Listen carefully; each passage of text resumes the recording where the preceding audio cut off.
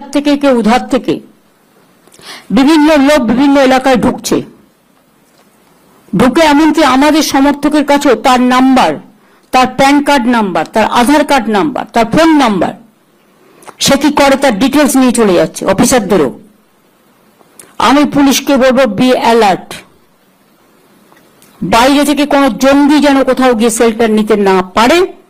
আর তেমনি যারা মানুষকে মিথ্যে কথা বলে মানুষের জিনিসপত্রগুলো হাতিয়ে নেওয়ার চেষ্টা করছে, এটা মনে রাখবেন, অথরাইজড লোক ছাড়া, বুঝতে পারছেন আমি কি বলছি, কেউ কাউকে কোনো ডিটেলস দেবেন না।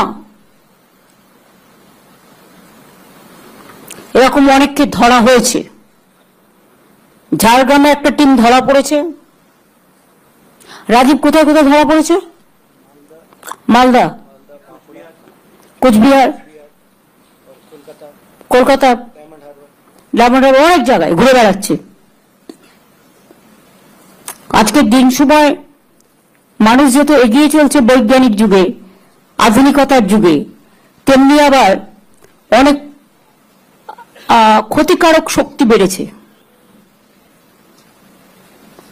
সুতরাং চোখ কান খোলা রেখে সবাই কাজ করলে একজনের পক্ষে সম্ভব নয়।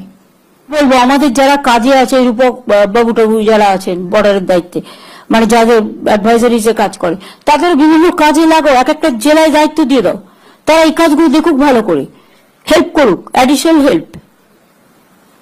নতুন নতুন আপডেট পেতে সাবস্ক্রাইব করুন নিউজ আপ ডেইলি।